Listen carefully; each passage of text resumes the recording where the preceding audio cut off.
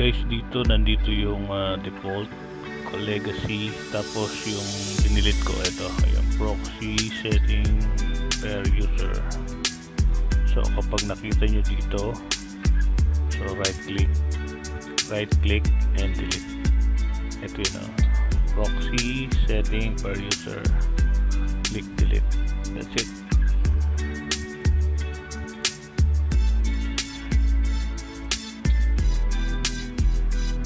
So dapat ang proxy mo magiging ganito.